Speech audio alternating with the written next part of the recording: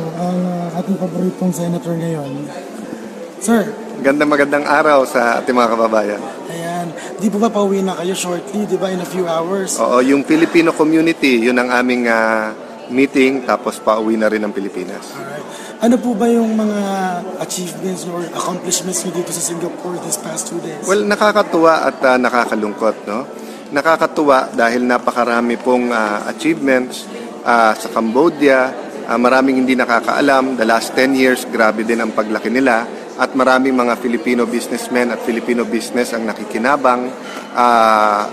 Ang tourism nila, pwede ito maging two-way. At kahit na sabihin mo mas maraming Pilipino pumupunta sa kanila, ay may room para sa mga Filipino products, no? Dito naman sa Singapore, alam naman po natin, maraming Singaporean company sa atin, maraming investment, powerhouse sila sa financial at saka services, at napakaganda ng nangyari dito.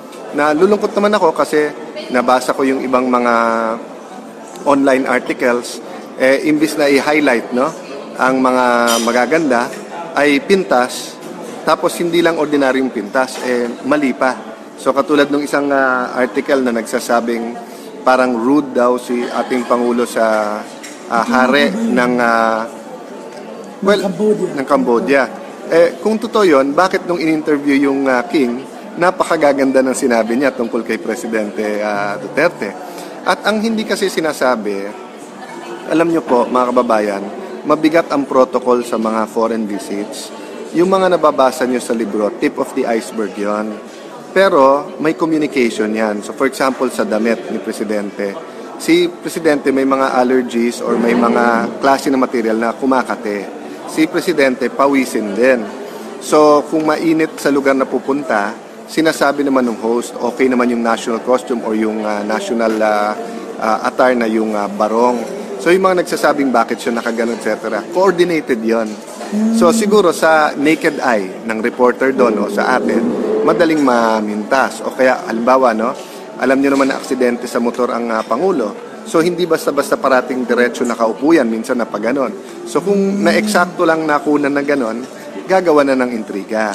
Which is, okay lang naman kay Pangulo. Ang tanong ko po sa inyo, sino ba nasasaktan? Hindi naman yung Pangulo, yung bansa natin eh. Imbis na na-highlight yung magandang relationship, na-highlight na dapat bisitahin ng Presidente. Usap-usapan din dito ng Filipino community, na galit din sila kung bakit yung interview sa CNN, no, lalo ni Senator De Lima, at sinasabi, kung gusto nila siraan ng Pangulo, bakit naman buong Pilipinas ang sinisiraan nila? Bakit naman nila pinapalabas sa Pilipinas, patayan na lang ng patayan? At bakit pinapalabas na may state of impunity, o yung ibig sabihin na hindi ka safe o kahit sino na lang, kahit anong oras mapapatay? Samantalang mismo mga OFW ang nagsasabi na mga anak nila mas safe. Pag nagte-text ang mga anak nila, syempre hindi pa rin naman pumupunta sa mga lugar na masyadong late o masyadong madilim. Pero sinasabi nila, ma'am, tatay, nanay, wala nang mga tambay ngayon. O nay, tay, yung dating nangahasel. Ngayon, yung pulis, pag nilapitan namin, tumutulong, no? So, tama naman na mag-criticize. Tama naman na ang media ay maging mapagbantay. Pero sana, yung totoo at yung totoo lang at hindi paninira sa ating bansa. Sir, question lang po. Ano po ba masasabi niyo sa recent na natanggap na award ni Senator De Lima mula sa Foreign Policy Magazine? Well, alam nyo, may geopolitics dyan eh. Natural, may mga interest ang Amerika at mga kalyado nito. Meron silang interest na hindi tayo maging malapit sa ibang bansa. Tayo naman, we keep communicating to the US that our relationship with China has nothing to do with our relationship with them. Our relationship with China has nothing to do with the relationship with US. We can have good relationships with all of them, pero wag sila makikialam sa atin. Don't meddle with us, no? So, she can get all the awards that the world can give. But question, is she involved in drugs? And is she speaking in behalf of the Filipino people? So why not, instead of talking about her award, talking about the country, about reforms, she's talking about killings left and right. And I saw part of the interview. They're lumping all the killings together. During President Aquino's time, there was about 13 to 15, sometimes 16,000 deaths a year na murder or homicide. Hindi naman nila sinabing extrajudicial killing yon. Bakit pagdating ngayon kay President Duterte, lahat charged to Duterte, no? So, alam mo, ang dalawa yan eh. Yung nangloloko at yung nagpapaloko. So, bahala na si Senator De Lima kung gusto niya mangloko. Pero alam ko, mga nanonood nito, mga kababayan natin, kahit sa amin, no? Kahit tayo, kahit na nanonood kayo live or nagbabasa kayo ng Thinking Pinoy, ng ibang mga vlogs, ibang website, ibang mga sa social media, nag-iisip din muna kayo. Sino nagsasabi ng totoo, ano ang totoo, at anong sarili niyong opinion, no? And I think that will set us free. Last two questions po, sir. Ano po sa palagay niyo ang pinakamalaking threat sa success ng Duterte administration over the 6 years run? Yung counter-revolutionaries, di ba? Ang ginagawa ng ating Pangulo ay isang revolusyon. Revolusyon laban sa droga, revolusyon laban sa oligarchy o pinakamayayaman, revolusyon laban sa gera, no? Gusto niya ng peace sa kaliwa at saka sa mga kababayan natin Muslim na nagrebelde. Revolusyon din laban sa corruption. Ngayon may counter-revolutionaries, yung mga nakinabang sa dating sistema. So yan ang pinakamalaking threat. Ngayon ang media, pwede kayong tumulong, pwede kayong maging threat. Bakit ko sinabi yan? Parang baril yan eh. Pag ang gumamit ng baril, alagad ng batas at ginamit sa tama, blessing ang pagkakaroon ng baril. Pag ginamit mo ang baril para mang hold up, threat to at saka masama. So, gagamitin nyo ba yung lisensya nyo sa pag-broadcast, ang viewership nyo sa radio, yung listenership nyo, sa dyaryo, yung mga nagbabasa, gagamitin nyo ba to promote the Philippines? As I said, okay to criticize. But kung ang Pilipinas lang ang sisiraan nyo at panay mali o mali yung mga conclusion na gagawin nyo, hindi makakatulong po sa ating bansa. So yan ang mga threat sa atin, yung mga gustong bumalik tayo sa dati. Last question po ng mga readers ko, sir. Nandun po ba kayo sa Filipino community meet and greet mamaya? Yes. Kasi gusto ko nila makita. Opo, sama-sama po tayo dun mamaya at ako yung humingi ng paumanhin. Napakarami naming na-meet dito, may trabaho daw sila. Gustong-gusto kayo makapiling ng ating presidenteng Rody Duterte. Pero aside from limited on time, di ba, talagang may oras lang na binigay sa atin para meetingin lahat ang Filipino. There's so many things important in our country. But the reality is, my favorite topics din ng media. Di ba? So I've seen the latest surveys. A lot of people care about the issue, but they care more about yung presyo, trabaho, yung kita, kayusan, public order. And right now, my job is both foreign relations and also troubleshooting for some of the intentions ng palasyo. Diba? So, it is not my job right now to keep voicing out my opinions sa kalye. My job is to be ready when the President asks me to do something or my advice. He knows my stand. Alam niya stand ng mga cabinet member. So, if we are part of the administration, and we tell him our objections within the context of debate, walang problema. But kung every single time that we disagree, lalabas tayo at magsasalita tayo, you have to determine whether you want to be part of the team or not. So in that case, I totally respect yung decision ni Vice President Leni to resign. Ang hindi ko lang nare-respeto, yung pinalabas pa na palasyo pa masama. It's her choice eh. She decided to stay with the Liberal Party. She decided that she will air in public lahat ng disagreements niya sa presidente. She could have turned independent. She could have been in the Liberal Party pero yung kanyang disagreement sa presidente, ibubulong na lang niya or sasabihin niya sa kabinete. Choice naman niya na bawat time na she disagrees, in public niya gagawin. So kayo ba? Halimbawa sa Inquirer, sa Star, sa ABS, sa Channel 5, sa editorial team nyo, pagka you don't agree, hindi sa meeting nyo sasabihin, pupunta kayo sa kabilang stasyon, babanatan nyo sarili nyong stasyon. Do you think kasama pa rin kayo sa editorial decisions? Diba? So, you know, I totally respect if you don't agree with the president and you think you can help the country by being a fiscalizer. But as for me, hindi ko role ngayon ang pagiging fiscalizer outside the administration. Ang role ko ngayon is to tell the president my opinion. I want just a peaceful city. So yung unang pangpagulo doon, yung away ng militar, pati yung mga NPA, nagpapatayan sila, nagbabarilan mismo sa siyudad na. So kinausap ko ang NPA. Kung maaari lang po, total, laki-laki ng Pilipinas, lumipat lang kayo sa ibang bayan. Doon sa Luzon, malawak. At marami kayong hingian. Huwag dito sa siyudad ko kasi mahirap lang. We're just trying to Mindanao tayo. Actually, we talk on the same wavelength. Ako po'y anak lang ng mahirap. Ang tatay ko'y pumunta ng Mindanao nung binata pa. Married in Mindanaoan. And yun ang buhay namin. Talagang mahirap. So, natikpan ang kahirapan sa buhay po. At one time in our lives, ang aming bahay was demolished also. Because my father thought, being a lawyer at that, na akala niya yung wetland, pagkatpatan sa Bisaya yan, wetland. Akala niya bakante, yung pala may-ari na. Actually, yung sloganeering na "Go to Mindanao because it is the land of promise" by the Americans was an American invention because they wanted people to work for them.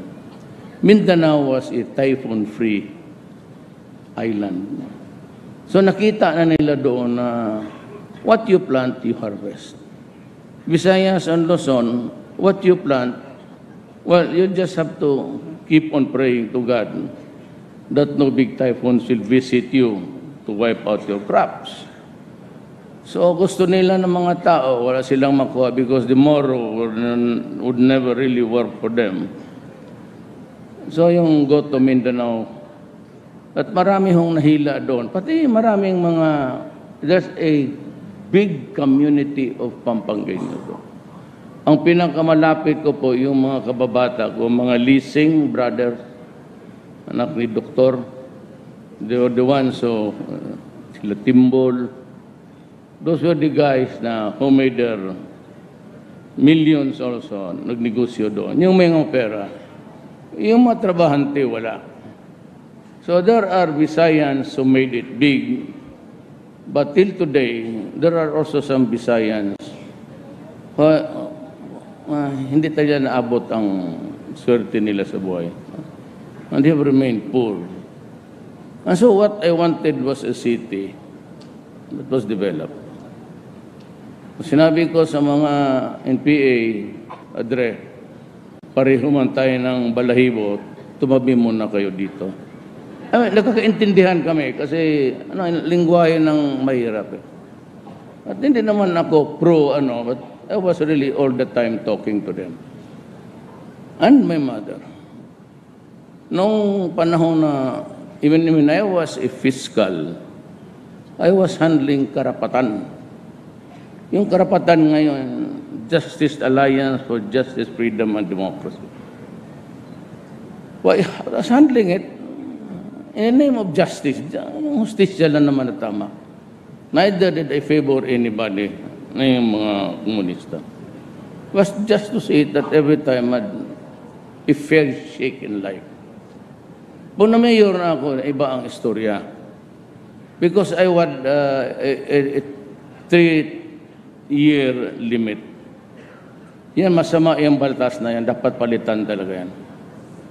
Baski sinong gobernador o mayor na tanungin mo,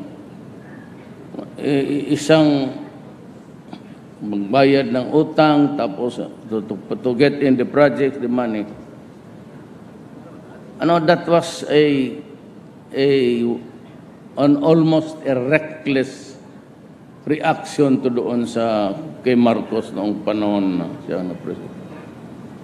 Ano lang tayo sa yung galit na natin. Because that constitution was not a product of Marcos. He never took part in it. It was already 1935 Constitution. Sila Claro Recto yun. Sila Quinten Paredes. Walang kasalanan itong sumunod. But because nangyari sa sa atin, yun, ang lahat ng ginawa ni Marcos, although it was not Marcos' constitution, sinira. Sinira. Pati ang martial law powers ng presidente. The martial law powers is subject to review by the Supreme Court and by Congress. Kung mag-declare ako ng martial law at may invasion ngayon o gera, I cannot proceed on and on. Lalo na kung may gulo, pupunta pa ako sa Congress, pupunta pa ako doon sa Supreme Court. If there is anybody who would file a complaint to look into the factual, kung totoo ba, which you cannot do, kung magulo ang mundo, kaya nga martial law na para isang tao na lang ang magdirekta. Ngayon, ang problema niyan, kung findings ng Supreme Court at yung findings ng Congress magkalaban, hindi alam ng pulis kung saan siya magbigti. Pati yung mga presidente kung saan siya magdaib. Kung iba ang Supreme Court, magsabi ang Congress, yes, no ito, o no ito, yes, itong isa, saan mo ako ilagay? Kaya kailangan talagang palitan yan. But there is a safety measure there. I'll just tell you later. But anyway, papunta doon. So sabi ko, alam mo, piskal ako, kaya kong basahin ang utak ng isang kriminal. 10 years ako fiscal.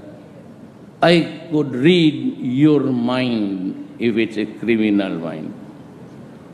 So, when I became mayor, diretso na ako. Umalis kayo sa Davao. Huwag ninyong sirain ang mga anak namin.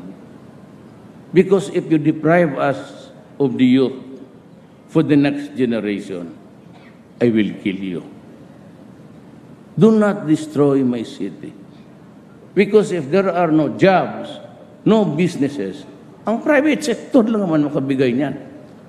We are not an employing agency. Hindi namin kaya nagbigyan trabaho natin.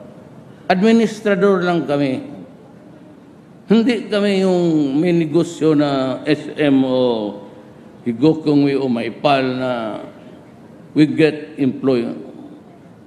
We just collect taxes to run government. That's about it. Ang gastusin namin, yung buwis na nakukolekta namin, which is really a very minimal amount compared. Yung mga muli namin lang dyan na may mga negosyo sila, itong Clark Development yan. Diyan ka, ang taxes dyan kukunin natin. Pero yung mga kita ng milyon-milyon, hindi atin yan. So that is really what happened. So sabi ko, umalis kayo. Pag hindi magpapatayan talaga ito dito. Pero yung droga, stricto talaga ako. Ay, hindi ko nasabihin sa inyo kung gaano kasi. But sinabi ko talaga, wag na wag. Wagwagin kita. Totoo lang. So,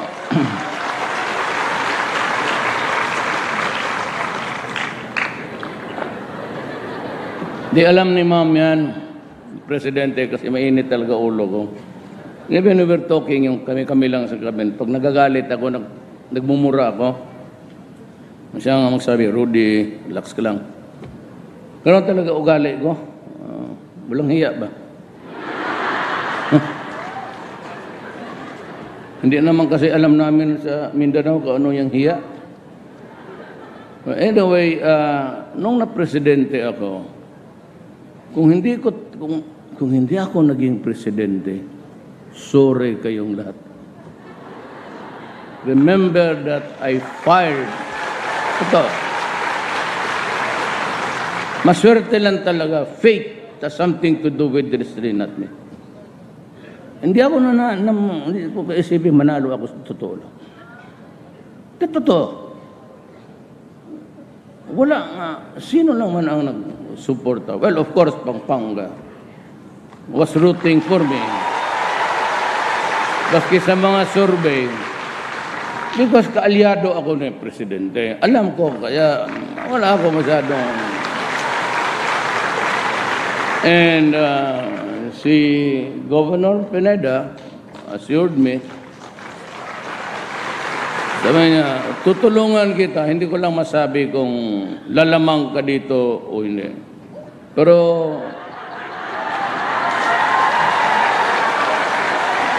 kung matalo ka lang ng 2 boto, pasensya ka na. Ibig sabihin, tabla lang yan. Ang suporta ko dito ay Marcos. Pero hindi ako bata ni Marcos. Ang tatay ko noon, governor ng Davao, when Marcos won for the first time, he took in my father as one of his cabinet member. Yan ang yan. Kasi sila, Bogokski, hindi naman alam kung ano ang istorya ng... Basta sulat lang, bata ni Marcos. Hindi ako bata, kaya lang, out of, yung alliances. Saan man ako mamili rin ng presidente? Sabi ko, I fired 7 generals. What were the crimes? Drugs. Yung isa, police aid pa ng idicamp ni yung ginagamit mo na ribbon, pantali dyan sa...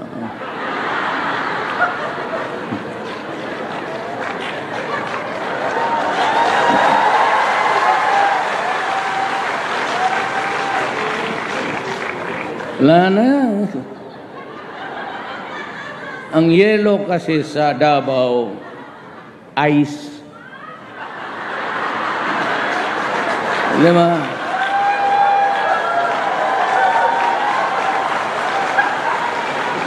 Ganun ba rin ang tawag dito sa yelo? I think somewhere in Pampanga, yelo ang tawag nila ng ice. Huwag na yan. Natunaw na yan. Huwag mo nang pakialaman yan.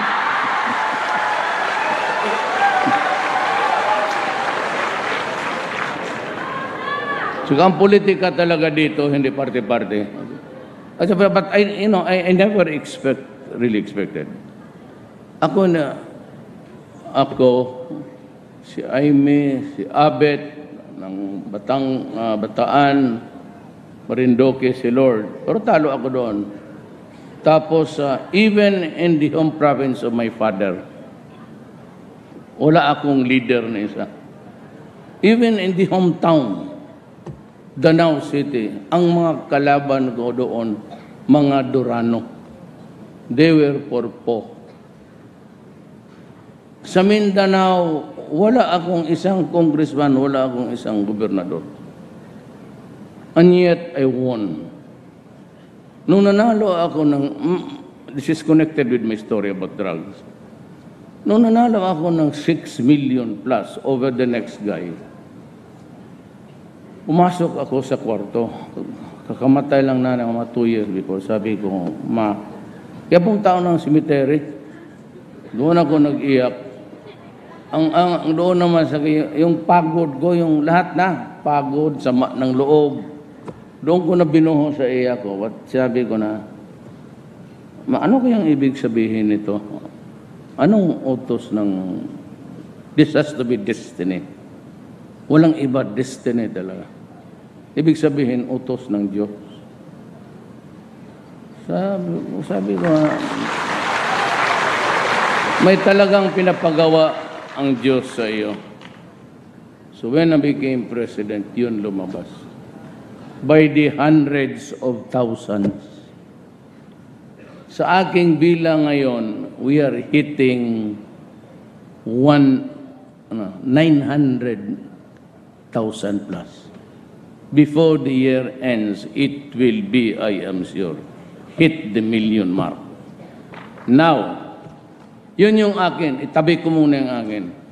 During the time of General Santiago, si Piampedea, sabi niya, there are already 3 million drug addicts in this country.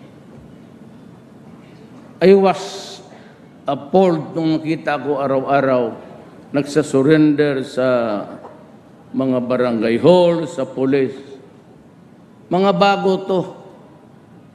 Yung iba nagsabi na dati na sila, but minus those who admitted that they were already former addicts. Umabot na lang.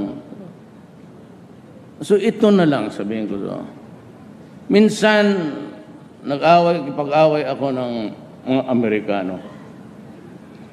Kasi ito ang patayan, sabi nila Duterte maghinto ka. Mga ganon na style. But ito kasing, I don't know about, but tayong mga Orientals, Asians, huwag mong ilagay ang ganon na salita. Yung parang patay gutom. Yung pagsabi, oh, you do this, stop that, or you will not get the aid or assistance from us. Parang ganun ang salita. Hindi mo lang pagkagsabi, can we talk with you? At parang they reprimand me in public. Ang una, yung pang mga opisyal na walang ranggo, pataas na may ranggo, pati si Obama. Alam mo, pagka ganon, sabi nila pabalik-balik, wala tayong ibang why does Duterte keep on making tirades against the Americans? Because we are talking about drugs. Ang sabi ko sa kanila, huwag kang magsalita ng ganun na parang patay gutom kami dito sa Pilipinas kung hindi ka magbigay ng aid. Do not do that every time you reprimand me in public, which is really the worst. Yun nung mayor ako na binibira ko itong mga drug addicts, iniimbestiga na ako ng rapporteur. Tingnan mo yung kanya. I was already investigated by the rapporteur of the UN. Then si De Lima, yung asawa ni Samson,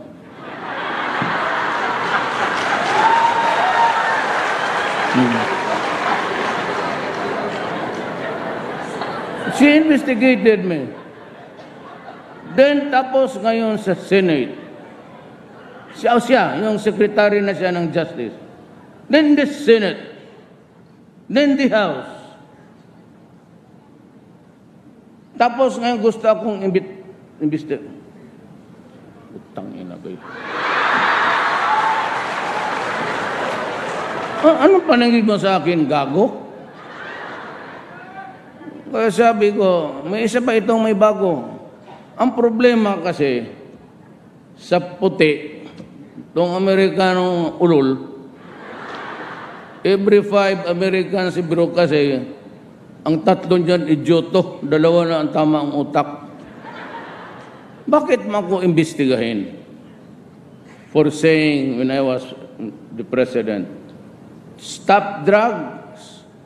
Because if you are destroying my country, I will kill you. And if you deprive us of our youth for the next generation, yung mga anak ninyo, saan tayo kukuha ng Pilipino na tatakbo nitong bayan na ito kung puro gonggong na lahat? Remember, 4 million is 4 million. It's no joke. And they are spread all throughout the country. And we are already in narco-politic state. We did not realize it until I became the mayor. That there were already congressmen, governors, mayors, barangay captains, pati police, by the thousands. Gusto niyo makita? Bigay mo nga yung... I'll give you a visual para ma-picture ninyo kung ano tayo kahirap.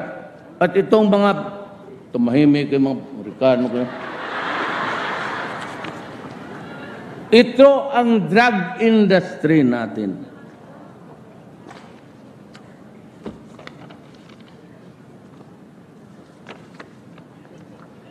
Yan, may mga picture. Yan si Luot, yung general. Katutang gago, ang putang ano. Mga general. Alam mo ang nandito, pangalan to lahat, every page.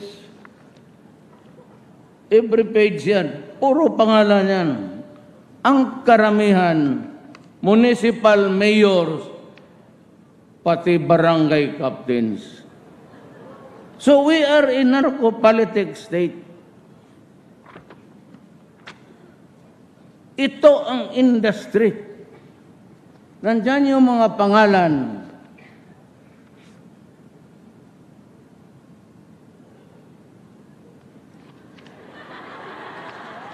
Kasi patay, listahan pala ng patay.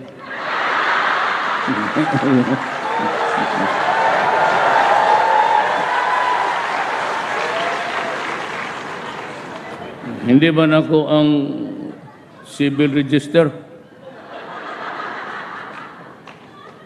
Kaya sabi ko, ito matindi to. Narco-politics na tayo. Kung sunod eleksyon ganon, manalo sila.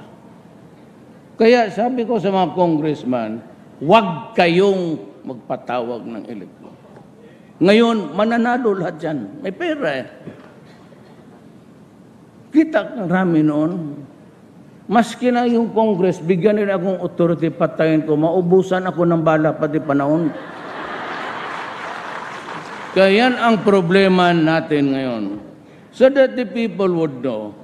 Because if we sink to the dogs, alam na ninyo kung paano. It's not easy to be patayan nila, patayan.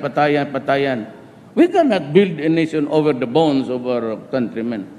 But somebody somehow must solve that problem. Kaya yung kopya din ang binigay ko kay Speaker Alvarez, pati kay Senate President Coco Pimentel. Sinabi ko sa kanila, hindi ko kaya. Pirmahan kami doon kanina ng budget natin, 3.7 trillion. Sabi na, Mayor, nandiyan na yung budget mo. Sabi, hindi ko kaya, Adre. I mean, dadating ang panahon na sikmura mo, hindi mo naman sikmura, magsige ka ng patay niya. Pero yun, lumalaban yun. Ang nakakapagtaka ganito, mga human rights, bago ako naging presidente, tignan ninyo yung statistic. Grabe na ang patayan noon. Bumalik kayo 2 steps backward. Nandiyan pa yung mga newspaper, buhay pa. At nung presidente ko, I did not start operating against the drug syndicates or the drug industry for that matter. But marami ng patay. 6, 10, 20 a night. Hindi pa kami nag-umpisa. Hininood ko muna yung police. So who did the killings? Di sila. Naglilinis sila, nagki-cleansing sila. Pati yung mga big time, umalis na. Now they are operating, baski sino dyan malaman nyo, they're operating the drug industry from inside the prison. May jammers na nga. They still operate just like the cartels in South America. May libro dyan, kan iyon cartel, or the word is cartel. Yun.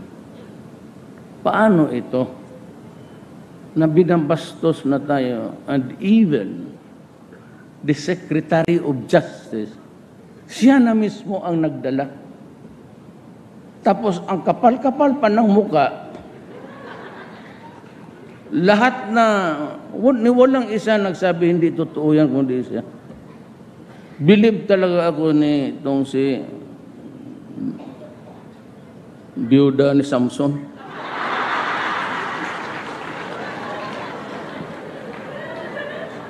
Hindi, nakakita man ako ng sugapa na babae sa buhay ko. Pardon this slur. That's not intended for everybody. I am zeroing on a specific. Believe ako sa ang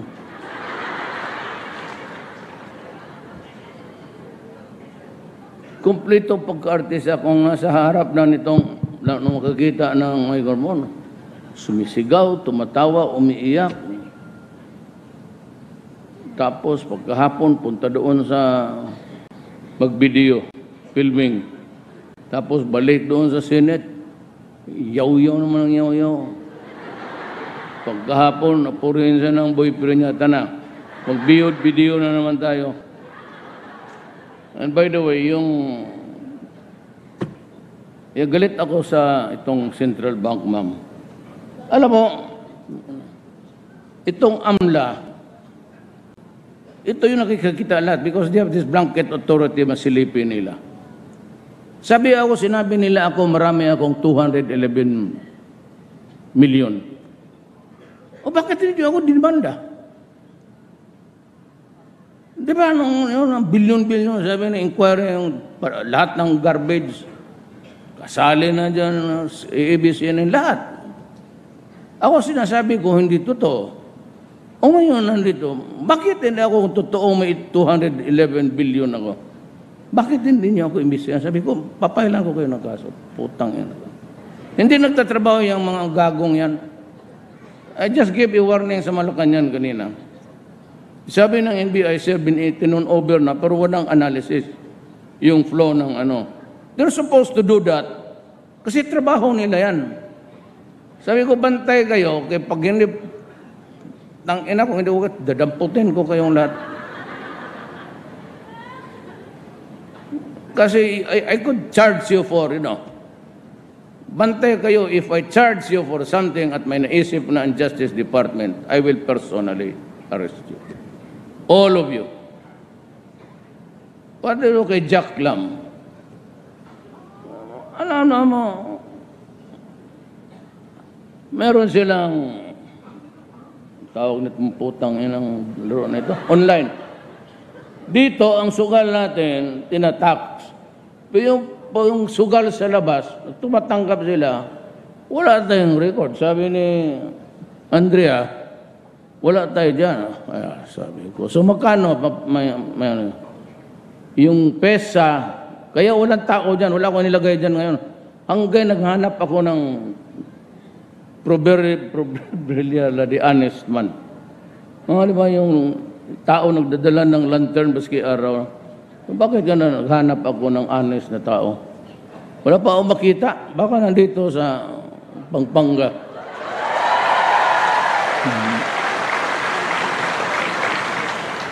Ang estimated 300 billion. Hindi yan ang kita ng gobyerno. Yun lang pupunta dyan sa PESA head. Maraming nagre-recommenda dyan, alam ko. Hindi ko lang sabihin. Kundi talaga, was never tempted to sign ito. Even sa military, naghanap ako. Kasi trilyon ang nawala natin dyan. Tatanggap sila ng posta sa labas. Hindi naman kasali doon sa recording nila. Dito lang. Kaya pina-aresto ko yung buang. Tapos sabi ng NBI, umaga eh. Sabi ko, putang inang arestohan mga gagong yan. Sabi niya, sir, wala mang kaso, walang charge. Sabi ko, arestohan mo. Anong charge? Ako na ang maghanap ng kaso. Dalhin mo muna dito yan. Putulin mo yung ulo na. Wala namang kaso-kaso yan. Ilang araw lang man yan sa Diyos, tapos mawala man. First month, pagkatapos ng isang buwan, tatahimik rin niya. Kung kayong mga tagalabas, huwag niyong lukuhin ng Pilipino kasi. So, gano'n. At sa itong doon sa droga. Alam mo ang droga? Sabi tayo, hingi tayo ng hingi sa Amerikano. Ito. I'll give you a computation. Drugs, 200 yan dito, di ba? Nagtatrabaho yan, may sweldo ng 12, yung iba 8. Per hit is 200,000. Kung trabahante yan, estudyante, whatever, ang isang hit is 200 times 6, that's 6,000 times 12, that is 18 billion a month. At times 6 rather, times 30. Times 12, from 18 billion, that is 216,000 billion ang nawawala. Putong ito. Saan ang punta? Naliligo ng pera. Corrupt lahat kasi binibigyan. So sa ibang lugar, talagang gumagana. Puro bigay dito, bigay. Easily, they corrupted the entire Philippines. Kaya lahat ang mga mayors, pati lahat ng mga itong mga big time, naging milyonaryo. So yung iba, patay na, si Odicta, si Albuera. Ngayon, I'd like to mention, I think there is one United Nation official, human rights. Sabi niya, si Duterte daw, is a murderer and I should be charged for murder. Dapat daw akong kasuhan dito sa to. Sabi ko, this guy is either a joker or medyo sira ang ulo. There is no crime in my country which says I cannot threaten criminals. Sabihin kayo, pag pinakaalam ninyo ang bayan ko, papatayin ko kayo. That is a legitimate statement. Pag sinabi ko, do not destroy the youth of the land because you will be destroyed. Kasi ako nang utos sa police pati military because of the enormous 3-4 million Filipinos. You think, ano, pakisabi nga sino yung ulol na yun? Kindly tell him, it's just another stupider. Ang mahirap nitong United Nations, you guys, you are employed by an organ composed of nations whose officials are elected by the people. Yung kayong mga official dyan, you and the officials sitting there on your asses, we pay you your salaries. You idiot, you do not tell me what to do. I am your employer. And do it to a nation. Who gave you the right to be, kulang kayo ng international law. Kami ang may contribution sa United Nations, kung hindi ba kayo tarantado, putang ina ka. At ako ang nagbabayad sa sweldo mo. Huwag kang magsalita diyan, kala mo empleyado mo ako. I am a member state, a sovereign state. Please shut up. Kasi yung utak ninyo diyan kulang. Do not do that. You're just an employer. Appointment kayo. Got it? You are just employees of an office there whose subsidy comes from the pocket of the member states.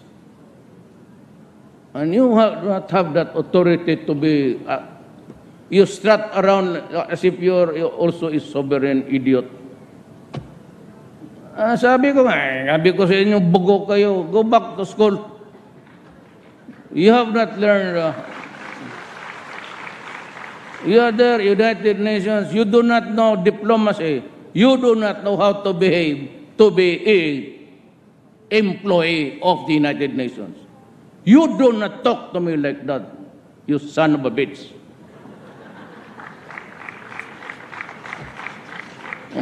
Magkapasan ng mabits lang sa akin ang Pilipino kung hindi ako nagtatrabaho. So, good that I remembered.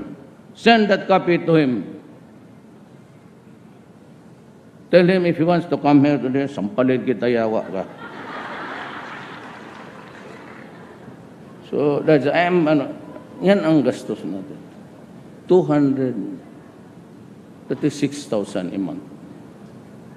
That's 18 billion. Times 12 million. Ngayon, 14, idagdag ko mo niya. And the reason why I am mad is, sabihin nila, may namatay dito. Sabi ko nga, hindi kami nag-operate until after 2 months, marami nang patay. So, who did the killing? And they are attributing those killings to us. Na parang Duterte or violation of human rights. Who said so? First, 3,000. Tanungin kita, who was my 50th victim? Sige daw. Kuha ko ang patay. Sige. Sino yung pinaka 150th victim ko? Tell me the name, sex, residence, anong trabaho niya?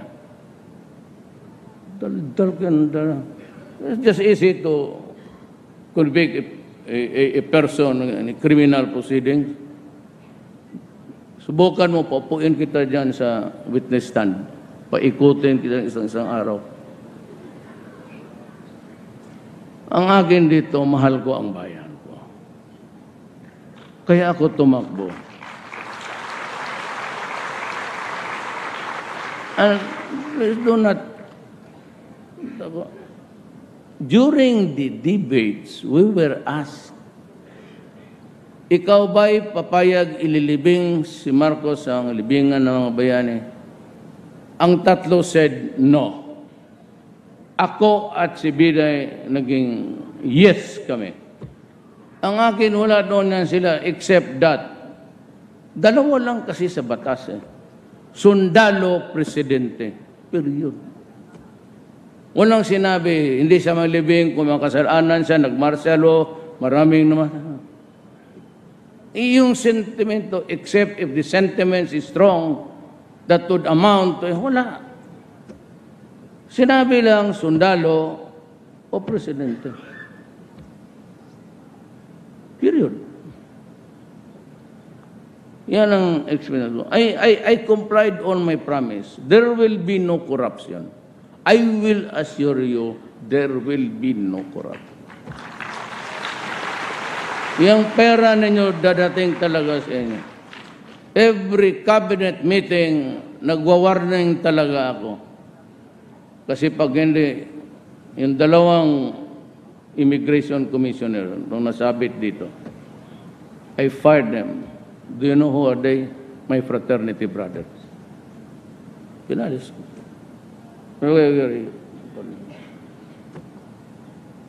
Ba sinabi ko malinis. Tapos sabi ko droga.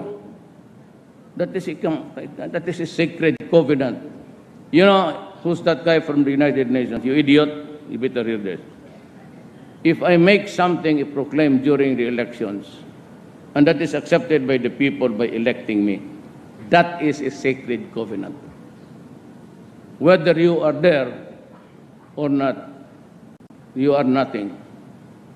I will comply with what I have promised to the people. Then the other one is yung criminality. Total ako yung mayor ako sinabi ko, all that I have to do is to make the city peaceful. Yung economy, sila na yan marunong. Oh, look at Davao. Davao is hitting ang growth. It's 9. Ayaw ko lang magsungo. Ang sumunod, 7.6. Napunta kayong Davao. Tingnan ninyo ang Davao. Malinis. Pwede ka magpasyal baski saan gabi. Kaya lang, pagkalaon na, tapos ng inuman, at sa Davao, hindi ka makasigarilyo baski nagalakad. Lalo na ito park. Halos mabuaw ang tao doon if you need to fix. You know, nicotine is an addictive chemical. Kaya hinahanap-hanap ng tao, hindi mawala-wala. Until even the cause of cancer, okay lang basta. Kahit hininto ko sa Davao, Davao walang smoking. Natuto na ang mga tao sa Davao. Magarilyo ka, tapos ayaw ka maghinto, magsabi ka pa, hindi man pera ito ni Duterte. Ganon. Nalaga. Kainin mo yung sigarilyo mo. Sabi niya, Mayor,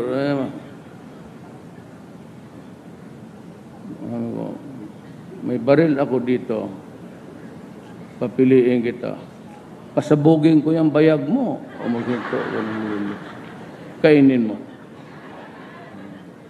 After that incident, wala na. Ang tao kasi hindi mo madala kasi na, Adre, pwede bang hintuin natin ito? Kakaya naman kay ano. Hindi mo madala ng gano'n. Pero bigyan mo isang example. Bakit sa Davao wala masyadong meron? Alam mo, may kwento ako sa iyo. Pero yun yung kwento. Ito yung hinahabol ni Dilima. Isang araw, sabi kasi, what will you do if there is a drug laboratory in Davao? They will not go out of the city alive. That was a hypothetical question. 9,004 yun, ma'am. May naglaboratory nga, anak. Despite or in spite na ako yung mayor, nagsasabi na. Madalang sabi, nilusob ng mga polis, lumaban, patay. Sa galit ko, nilinya kong lahat ng patay dyan sa highway. Siguro marami na nagreklamo kasi ang traffic, kasi pag daan ng sakyan, manunood pa kung sino yung mga muka. Ang traffic, may tumawag kay ma'am. Sabi niya, Rudy, bakit naman ganun karaming patay dyan? Bakit mo inano dyan sa highway, pagka-traffic? Kasi wala man makapagsabi sa akin. I think it was Doresa who pinait niya ako. Tinawagan ako ni President. Talagang dinisplay ko. 6. Kinuha yung katawan. Hindi ko binigay. What's a passport? What's a identity nito? Mga yawa na to. Binigay ko sa, yung katawan. Kaya yung mga bata, magpapatulong sa akin, magbili na, alam mo ang Pilipino, mas pinakamahirap na sa lahat ng mahirap. Hindi talaga ipagbili yung patay. Ay tinawag ko ang Medical Foundation School para sa mga doktor. O ito, bigyan ko kayo. Ang ganda makatawan ito, isa lang buta sa ulo. Huwag mo na pakialaman yung utak, ito na lang ibang... Sige, praktisan. Yan 5. Ay, 6. Yan, praktisan ng mga bata. Maligaya kayo. Sobra-sobra yung... Dilawa lang hiningi nila. Binigyan ko sila ng 6.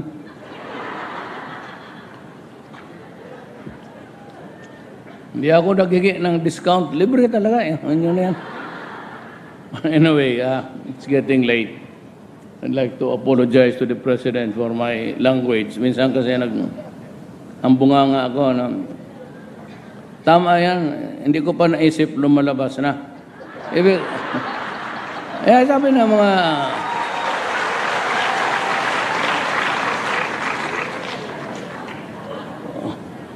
Okay lang yan kung sa otak lang sa bunganga. Pero yung hindi mo pa nakita na isip, lumabas na. Problema yan. Yan ang putang na. Yan, ayaw ko na sakit. Premature. Premature baby. Maraming salamat po.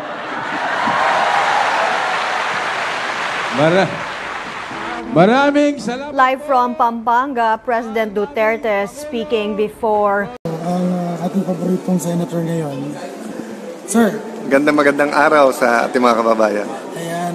Di po ba pauwi na kayo shortly, di ba, in a few hours? Oo, yung Filipino community, yun ang aming meeting, tapos pauwi na rin ng Pilipinas. Alright. Ano po ba yung mga achievements or accomplishments nyo dito sa Singapore this past 2 days? Well, nakakatuwa at nakakalungkot, no? Nakakatuwa dahil napakarami pong achievements sa Cambodia. Maraming hindi nakakaalam. The last 10 years, grabe din ang paglaki nila. At maraming mga Filipino businessmen at Filipino business ang nakikinabang. Ang tourism nila pwede ito maging two-way at kahit na sabihin mo mas maraming Pilipino pumupunta sa kanila, ay may room para sa mga Filipino products. No? Dito naman sa Singapore, alam naman po natin, maraming Singaporean company sa atin, maraming investment, powerhouse sila sa financial at saka services, at napakaganda ng nangyari dito. Nalulungkot naman ako kasi nabasa ko yung ibang mga online articles, imbis na i-highlight ang mga magaganda, ay pintas, tapos hindi lang ordinaryong pintas, mali pa. So katulad ng isang article na nagsasabing parang rude daw si ating Pangulo sa hari ng Cambodia. Kung totoo yun, bakit nung in-interview yung King, napakagaganda ng sinabi niya tungkol kay Presidente Duterte. At ang hindi kasi sinasabi, alam niyo po mga kababayan, mabigat ang protocol sa mga foreign visits. Yung mga nababasa niyo sa libro, tip of the iceberg yon. Pero may communication yan. So for example, sa damit ni Presidente, si Presidente may mga allergies or may mga klase ng material na kumakate. Si Presidente pawisin din. So kung mainit sa lugar na pupunta, sinasabi naman ng host, okay naman yung national costume or yung national attire na yung barong. So yung mga nagsasabing bakit siya nakaganon, etc. Coordinated yon.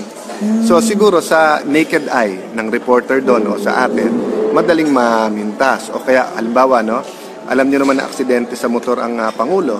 So hindi basta-basta parating diretso nakaupo yan, minsan na pa ganon.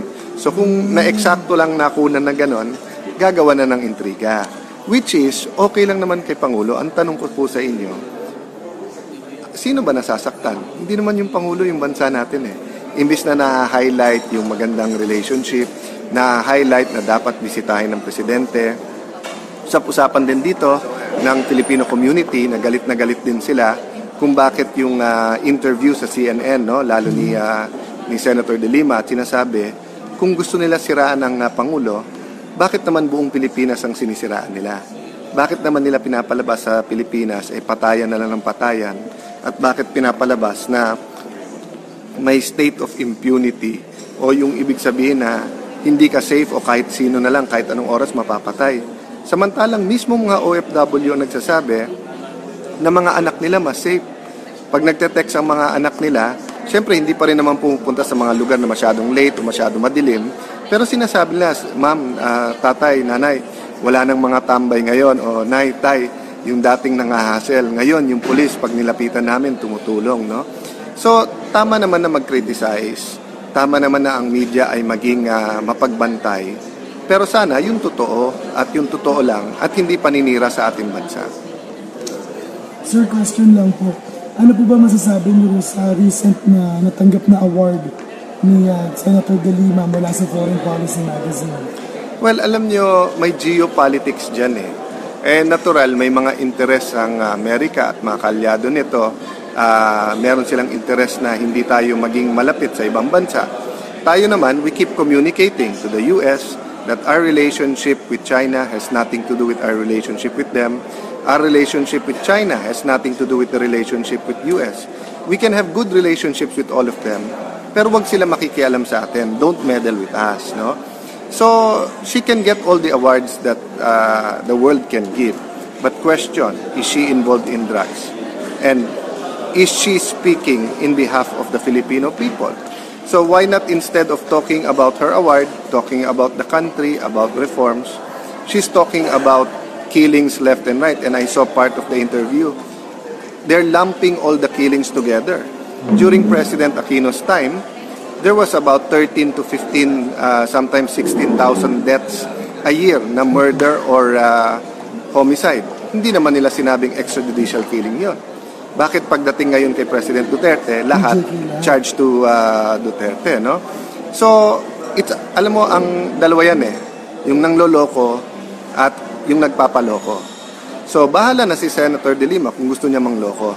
Pero alam ko, mga nanonood nito, mga kababayan natin, kahit sa amin, kahit tayo, kahit na nanonood kayo live or nagbabasa kayo ng Thinking Pinoy, ng ibang mga blogs, ibang website, ibang mga social media, nag-iisip din muna kayo. Sino nagsasabi ng totoo, ano ang totoo, at anong sarili niyong opinion, no?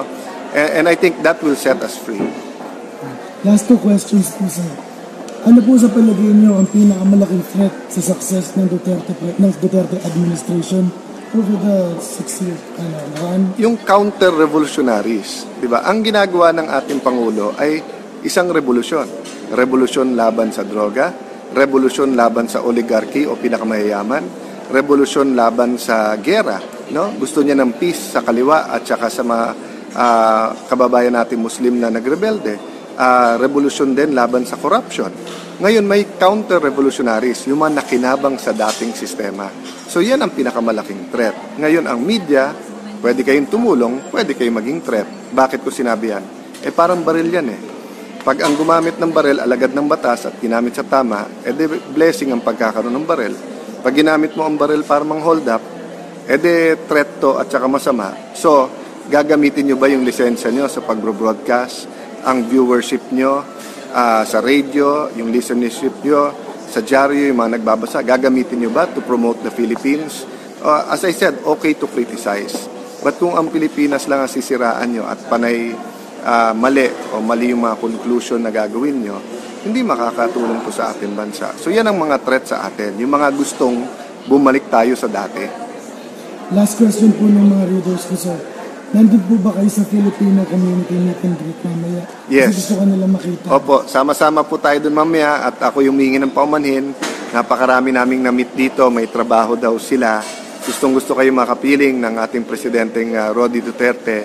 Pero aside from limited on time, di ba, talagang may oras lang na binigay sa atin para meetingin lahat ang Filipino. There's so many things important in our country. But the reality is, my favorite topics din ang media. Diba? So I've seen the latest surveys. A lot of people care about the issue, but they care more about yung presyo, trabaho, yung kita, kayusan, public order. And right now, my job is both foreign relations and also troubleshooting for some of the intentions ng palasyo. Diba? So it is not my job right now to keep voicing out my opinions sa kalye. My job is to be ready when the President asks me to do something or my advice. He knows my stand. Alam niya stand ng mga cabinet member. So if we are part of the administration and we tell him our objections within the context of debate, walang problema. But kung every single time that we disagree, lalabas tayo at magsasalita tayo, you have to determine whether you want to be part of the team or not. So in that case, I totally respect yung decision ni Vice President Leni to resign. Ang hindi ko lang nare-respeto, yung pinalabas pa na palasyo pa masama. It's her choice eh. She decided to stay with the Liberal Party. She decided that she will air in public lahat ng disagreements niya sa presidente. She could have turned independent. She could have been in the Liberal Party pero yung kanyang disagreement sa presidente, ibubulong na lang niya or sasabihin niya sa kabinete. Choice naman niya na bawat time na she disagrees, in public niya gagawin. So kayo ba, halimbawa sa Inquirer, sa Star, sa ABS, sa Channel 5, sa editorial team nyo, pag kayo don't agree, hindi sa meeting nyo sasabihin, pupunta kayo sa kabilang stasyon, babanatan nyo sarili nyong stasyon, do you think kasama pa rin kayo sa editorial decisions? Diba? So, you know, I totally respect if you don't agree with the president and you think you can help the country by being a fiscalizer.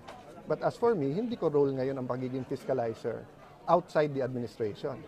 Ang role ko ngayon is to tell the president my opinion. I want just a peaceful city. So yung unang pangpagulo doon, yung away ng militar, pati yung mga NPA, nagpapatayan sila, nagbabarilan mismo sa siyudad na. So kinausap ko ang NPA. Kung maaari lang po, total laki-laki ng Pilipinas, lumipat lang kayo sa ibang bayan. Doon sa Luzon, malawak.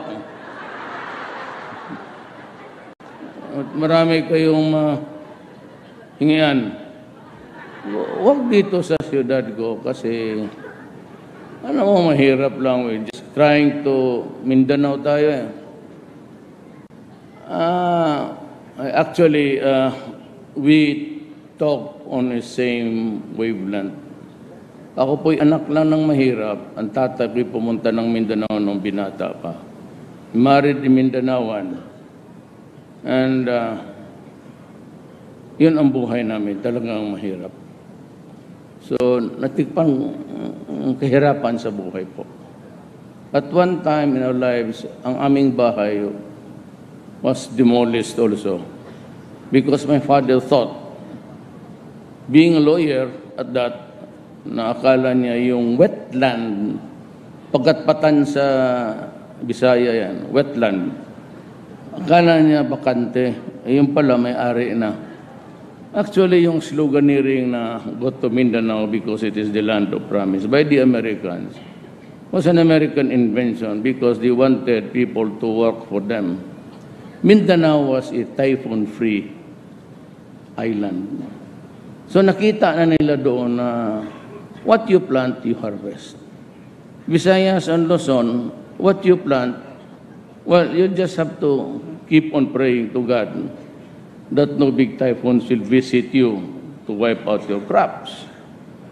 So gusto nila ng mga tao, wala silang makuha because the morrow would never really work for them. So yung go to Mindanao, at marami hong nahila doon. Pati maraming mga, there's a big community of Pampangueño doon. Ang pinakamalapit ko po, yung mga kababata ko, mga leasing brothers, anak ni Doktor, they were the ones, so, sila Timbol, those were the guys na who made their millions also, nagnegosyo doon. Yung may mga pera, yung mga trabahante, wala.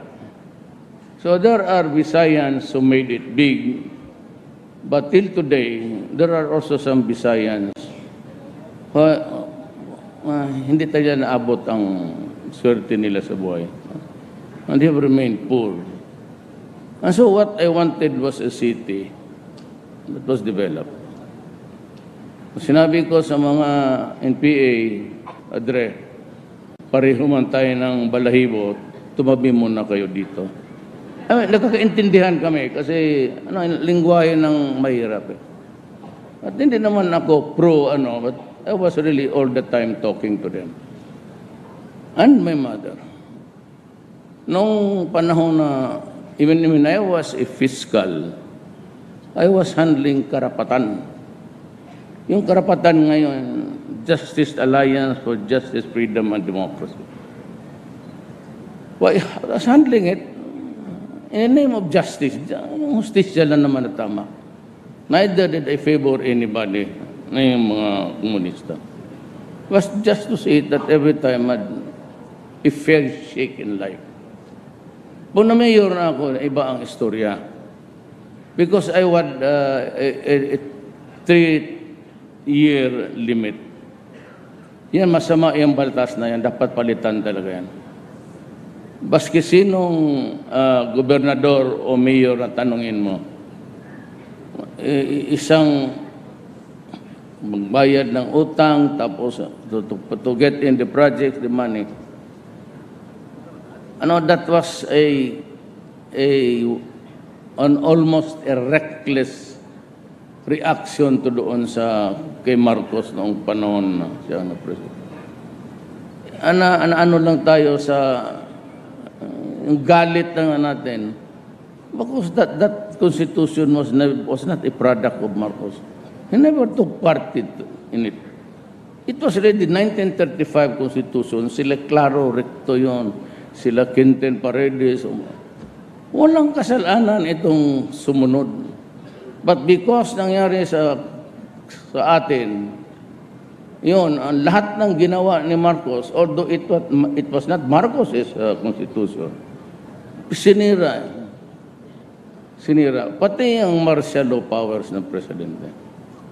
The martial law powers is subject to review by the Supreme Court and by Congress. Kung mag-declare ako ng martial law at may invasion ngayon o gera, I cannot proceed on and on. Lalo na kung may gulo, pupunta pa ako sa Congress, pupunta pa ako doon sa Supreme Court, if there is anybody who would file a complaint to look into the factual, kung totoo ba, which you cannot do, kung magulo ang mundo, kaya nga martial law na para isang tao na lang ang magdirekta. Ngayon, ang problema niyan, kung findings ng Supreme Court at yung findings ng Congress magkalaban, hindi alam ng pulis kung saan siya magbigti. Pati yung mga presidente kung saan siya magdaib. Kung iba ang Supreme Court, magsabi ang Congress, yes, no ito, o no ito, yes, itong isa. Saan mo ako ilagay?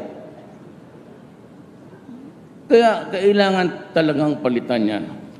But there is a safety measure there. I'll just tell you later. But anyway, papunta doon. So sabi ko, alam mo, piskal ako. Kaya kong basahin ang utak ng isang kriminal. 10 years ako fiscal. I could read your mind if it's a criminal mind. So, when I became mayor, diretso na ako. Umalis kayo sa Davao. Huwag ninyong sirain ang mga anak namin. Because if you deprive us of the youth for the next generation, I will kill you. Do not destroy my city. Because if there are no jobs, no businesses, ang private sector lang naman makabigay niyan. We are not an employing agency. Hindi namin kaya nagbigyan trabaho natin. Administrador lang kami. Hindi kami yung may negosyo na SM o Higokongwe o Maipal na we get employed. We just collect taxes to run government. That's about it. Ang gastusin namin, yung buwis na nakukolekta namin, which is really a very minimal amount compared. Yung mga mulina nila dyan na may mga negosyo sila, itong Clark Development yan. Diyan ka, ang taxes dyan kukunin natin. Pero yung mga kita ng milyon-milyon, hindi atin yan. So that is really what investigated me. Then tapos ngayon sa Senate, siya, yung secretary na siya ng Justice. Then the Senate. Then the House. Tapos ngayon gusto akong imbestiga. Utang ina kayo. Anong panangig mo sa akin, gago? Kaya sabi ko, may isa pa itong may bago. Ang problema kasi, sa puti, itong Amerikanong ulol, every 5 Americans siguro kasi, ang tatlong dyan idyoto, dalawa na ang tama ang utak. Bakit mo ako imbestigahin? For saying, when I was the president, stop drugs. Because if you are destroying my country, I will kill you. And if you deprive us of our youth for the next generation, yung mga anak ninyo, saan tayo kukuha ng Pilipino na tatakbo nitong bayan na ito kung puro gonggong na lahat? Remember, 4 million is 4 million. It's no joke. And they are spread all throughout the country. And we are already in narco-politic state. We did not realize it until I became the mayor. That there were already congressmen, governors, mayors, barangay captains, pati police, by the thousands. Gusto niyo makita? Bigay mo nga yung... I'll give you a visual para mapicture ninyo kung ano tayo kahirap. At itong mga tumahimik yung mga Amerikano. Ito ang drug industry natin.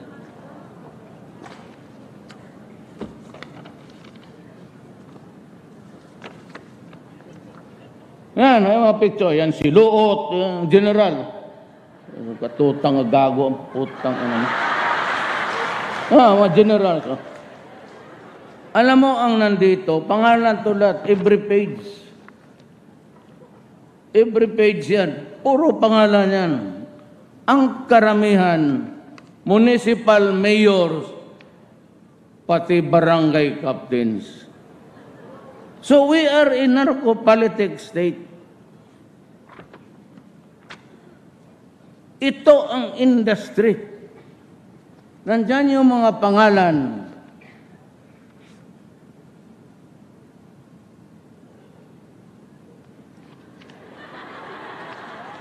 Kasi patay, listahan pala ng patay.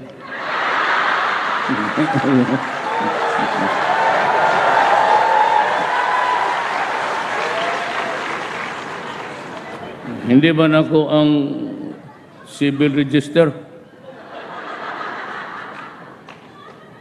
Kaya sabi ko, ito matindi ito. Narco-politics na tayo. Kung sunod eleksyon ganon, manalo sila. Kaya sabi ko sa mga congressman, huwag kayong magpatawag ng eleksyon. Ngayon, mananalo lahat dyan. May pera eh. Kita ng rami noon. Maski na yung Congress, bigyan nila akong authority, patayin ko, maubusan ako ng bala pati panahon. Kaya yan ang problema natin ngayon.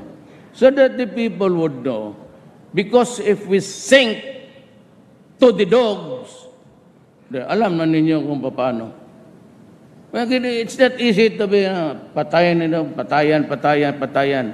We cannot build a nation over the bones of our countrymen. But somebody somehow must solve that problem. Kaya yung kopya din ang binigay ko kay Speaker Alvarez, pati kay Senate President Coco Pimentel. Sinabi ko sa kanila, hindi ko kaya. Pirmahan kami doon kanina ng budget natin, 3.7 trillion. Sabi na, Mayor, nandiyan na yung budget mo. Sabi, hindi ko kaya, Adre. I mean, dadating ang panahon na sikmura mo, hindi mo naman sikmura, magsige ka ng patay niya. Pero yun lumalaban yun. Ang nakakapagtaka ganito, mga human rights, bago ako naging presidente, tignan ninyo yung statistic. Grabe na ang patayan noon. Bumalik kayo 2 steps backward. Nandiyan pa yung mga newspaper, buhay pa. At nung presidente ko, I did not start operating against the drug syndicates or the drug industry for that matter. But marami ng patay. 6, 10, 20 a night. Hindi pa kami nag-umpisa. Hininood ko muna yung police. So who did the killings? Di sila. Naglilinis sila, nagki-cleansing sila. Pati yung mga big time, umalis na. Now they are operating, baski sino dyan malaman nyo, they're operating the drug industry from inside the prison. May jammers na nga. They still operate just like the cartels in South America. May libro dyan, kan iyon cartel, or the word is cartel. Yun. Paano ito? Na binabastos na tayo, and even the Secretary of Justice, siya na mismo ang nagdala. Tapos ang kapal-kapal pa ng muka, lahat na, walang isa nagsabi hindi totoo yan kundi siya. Believe talaga ako ni itong si biyuda ni Samson.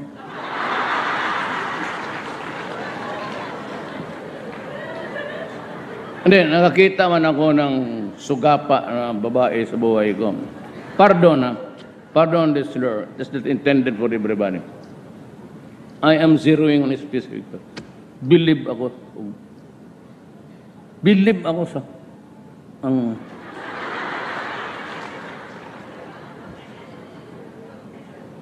kumpleto pagka-artista kung nasa harap na nitong makakita ng microphone. Sumisigaw, tumatawa, umiiyak. Tapos pagkahapon, punta doon sa mag-video, filming. Tapos balik doon sa Senate. Yaw-yaw naman ang yaw-yaw. Pagkahapon, napurihin siya ng boyfriend niya. Tana, mag-video na naman tayo. And by the way, galit ako sa itong Central Bank, ma'am. Alam mo, itong AMLA, ito yung nakikita lahat because they have this blanket authority masilipin nila. Sinabi nila ako, marami akong 211 million. O bakit hindi ako dinimanda? Di ba, nung bilyon-bilyon, sabi na inquiry, lahat ng garbage, kasali na dyan, ABCN, lahat. Ako sinasabi ko, hindi totoo. O ngayon, nandito, bakit hindi ako totoo may 211 billion ako? Bakit hindi niyo ako imbisihan? Sabi ko, papailan ko kayo ng kaso. Putang yan. Hindi nagtatrabaho yung mga gagong yan. I just gave a warning sa Malacanang kanina. Sabi ng NBI, sir, tinun over na, pero walang analysis yung flow ng ano. They're supposed to do that. Kasi trabaho nila yan. Sabi ko, bantay kayo, kaya pag hindi, tangina kung hindi ko, dadamputin ko kayong lahat. Kasi I could charge you for, bantay kayo, if I charge you for something at may naisip na ang Justice Department, I will personally arrest you. All of you. Pati ito kay Jack Lam. Alam na mo, meron silang tawag nitong putang inang laro na ito, online. Dito, ang sugal natin, tinatax. Pero yung sugal sa labas, tumatanggap sila, wala tayong record. Sabi ni Andrea, wala tayo dyan. Ay, sabi ko. So magkano? Yung pesa, kaya walang tao dyan. Wala ko nilagay dyan ngayon. Hanggang naghanap ako ng proverbial the honest man. Di ba yung tao nagdadala ng lantern baski araw? Bakit gano'n naghanap ako ng honest na tao? Wala pa ako makita. Baka nandito sa Pampanga.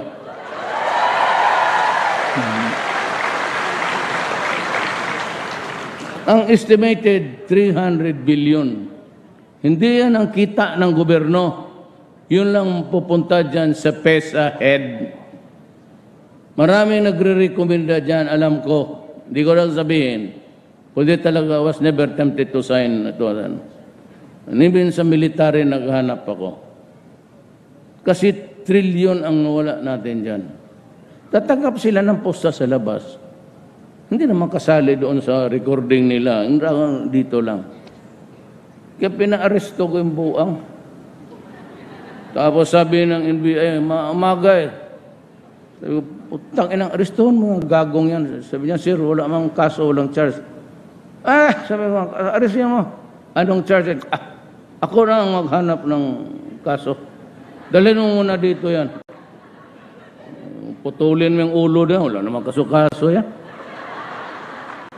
Ilang araw lang man yan sa Diyos, tapos mawala man. First month,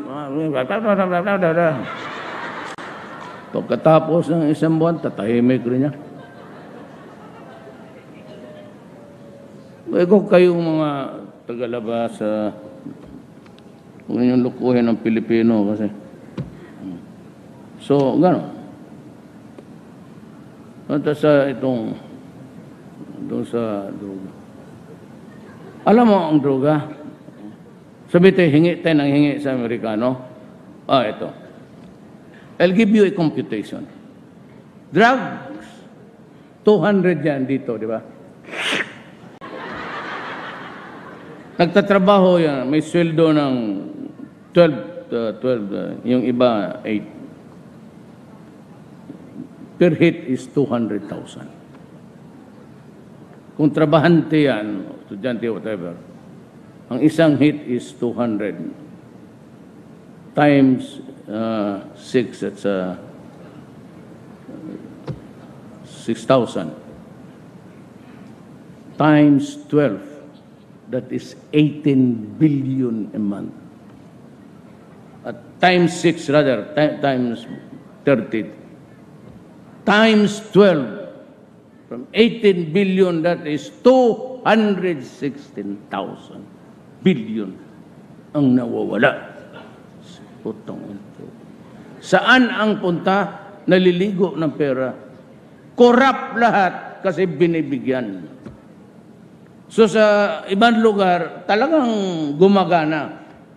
Puro bigay dito, bigay. Easily, they corrupted the entire Philippines. Kaya lahat ang mga mayors, pati lahat ng mga itong mga big time, naging milyonaryo. So yung iba, patay na, si Odicta, si Albuera.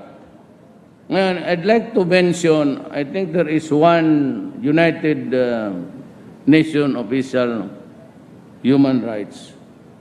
Sabi niya, si Duterte daw, is a murderer and I should be charged for murder. Dapat daw akong kasuhan dito sa to. Sabi ko, this guy is either a joker or medyo sira ang ulo. There is no crime in my country which says I cannot threaten criminals. Sabihin kayo, pag pinakailam ninyo ang bayan ko, papatayin ko kayo. That is a legitimate statement. Pag sinabi ko, do not destroy the youth of the land because you will be destroyed. Kasi ako nang utos sa police pati military because of the enormous 3-4 million Filipinos. You think, pakisabi nga sino yung ulol na yun? Kindly tell him, just another stupider. Ang mahirap nitong United Nations, you guys, you are employed by an organ composed of nations whose officials are elected by the people. Kayong mga official dyan, you and the officials sitting there on your asses, we pay you your salaries. You idiot, you do not tell me what to do. I am your employer. And do it to a nation. Who gave you the right to be, kulang kayo ng international law.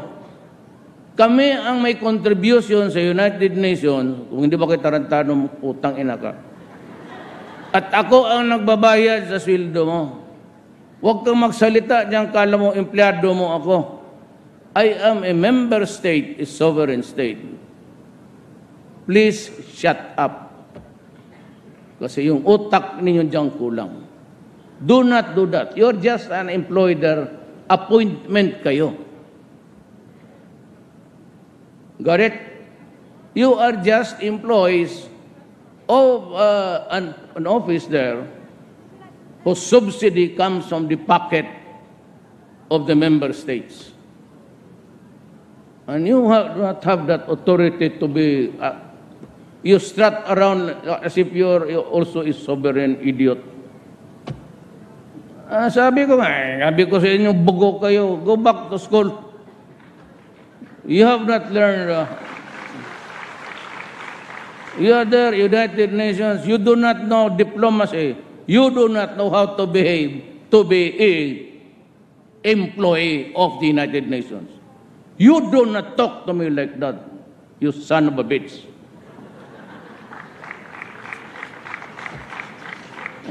Magkapasan ng mabits lang sa akin ang Pilipino kung hindi ako nagtatrabaho. So, good that I remembered. Send that copy to him. Tell him if he wants to come here today, sampalin kita, yawa ka. So, yan ang gastos natin. 236,000 a month. That's 18 billion. Times 12 million. Ngayon, 14, idagdag ko mo niya. And the reason why I am mad is, sabihin nila, may namatay dito.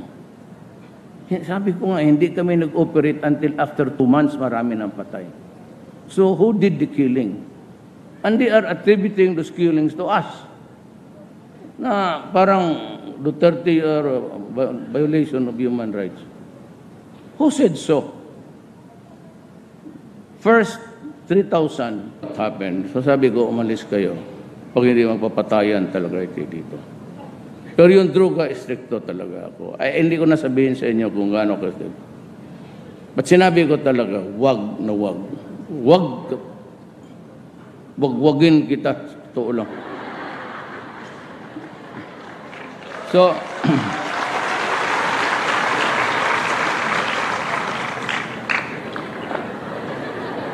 di alam ni ma'am yan, Presidente, kasi mainit talaga ulo ko. Even we were talking, yung kami lang sa kabinet, pag nagagalit ako, nagmumura ako, siya nga magsabi, Rudy, relax ka lang. Ganun talaga ugali ko. Walang hiya ba? Hindi naman kasi alam namin sa Mindanao kung ano yung hiya. Anyway, nung na-presidente ako, kung hindi ako naging presidente, sorry kayong lahat.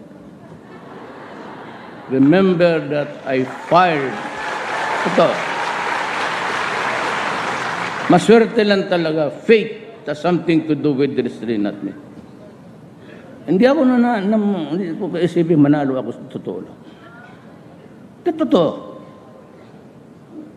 Wala nga. Sino lang man ang nagsuporta? Well, of course, Pampanga was rooting for me.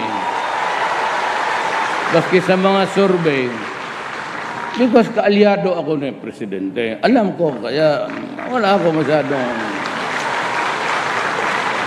And si Governor Pineda assured me, sabi niya, tutulungan kita, hindi ko lang masabi kung lalamang ka dito o hindi. Pero,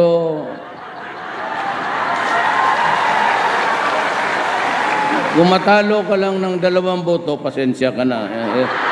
Ibig sabihin, tabla lang yan. Yan o, ang suporta ko dito ay Marcos. Pero hindi ako bata ni Marcos.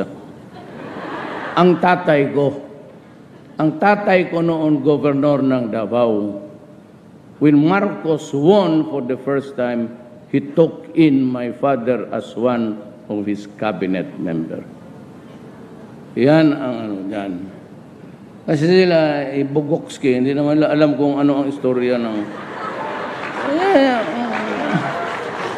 Basta sulat ng sulat lang, bata ni Marcos. Hindi ako bata, kaya lang, out of, yung alliances. Saan man ako mamili rin ng presidente?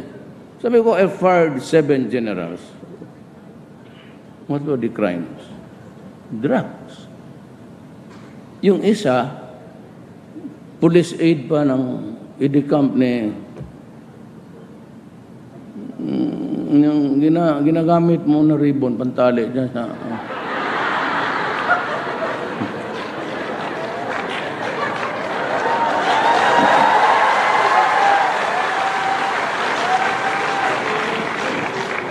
Wala na.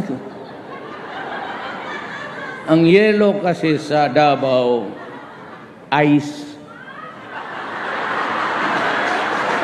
Lima.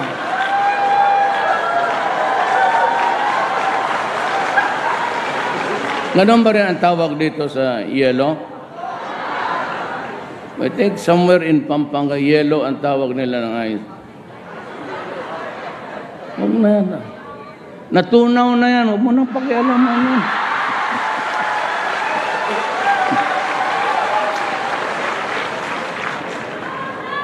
So, ang politika talaga dito, hindi parte-parte. But I never really expected. Ako, si Aimee, si Abet, ng Bataan, Marinduque, si Lord. Pero talo ako doon. Tapos, even in the home province of my father, wala akong leader na isa. Even in the hometown, Danao City, ang mga kalaban ko doon, mga Durano. They were porpo. Sa Mindanao, wala akong isang congressman, wala akong isang gobernador. And yet, I won. Nung nanalo ako this is connected with my story about drugs. Nung nanalo ako ng 6 million plus over the next guy, pumasok ako sa kwarto. Kakamatay lang na ng mga 2 years before. Sabi ko, Ma, kaya pong tao ng cemetery, doon ako nag-iyak. Ang doon naman sa yung pagod ko, yung lahat na pagod, sama ng loob. Doon ko na binuho sa iyak ko. At sabi ko na, Ma, ano kayang ibig sabihin nito? Anong utos ng this has to be destiny? Walang iba, destiny talaga. Ibig sabihin, utos ng Diyos. Sabi ko, may talagang pinapagawa ang Diyos sa iyo. So when I became president, yun lumabas. By the hundreds of thousands. Sa aking bilang ngayon, we are hitting 900,000 plus. Before the year ends, it will be, I am sure, hit the million mark. Now, yun yung akin. Itabi ko muna yung akin. During the time of General Santiago, si Piaz Yampedia, sabi niya, there are already 3 million drug addicts in this country. I was appalled nung nakita ko araw-araw nagsasurrender sa mga barangay hall, sa police. Mga bago to. Yung iba nagsabi na dati na sila, but minus those who admitted that they were already former addicts. Umabot na lang. So ito na lang, sabihin ko so. Minsan, ipag-away ako ng mga Amerikano. Kasi ito ngang patayan, sabi nila Duterte maghinto ka. Mga ganon na style. But ito kasing, I don't know about, but tayo mga Orientals, Asians, huwag mong ilagay ang ganon na salita. Yung parang patay gutom. Yung pagsabi, oh, you do this, stop that, or you will not get the aid or assistance from us. Parang ganun ang salita. Hindi mo lang pagkagsabi, can we talk with you? At parang they reprimand me in public. Ang una, yung pang mga opisyal na walang ranggo, pataas na may ranggo, pati si Obama. Alam mo, pagka ganun, sabi nila pabalik-balik, wala tayong ibang why does Duterte keep on making tirades against the Americans? Because we are talking about drugs. Ang sabi ko sa kanila, huwag kang magsalita ng ganun na parang patay gutom kami dito sa Pilipinas kung hindi ka magbigay ng aid. Do not do that every time you reprimand me in public, which is really the worst. Yun nung mayor ako na binibira ko itong mga drug addicts, iniimbestiga na ako ng rapporteur. Tingnan mo yung kanya. I was already investigated by the rapporteur of the UN. Then si De Lima, yung asawa ni Samson,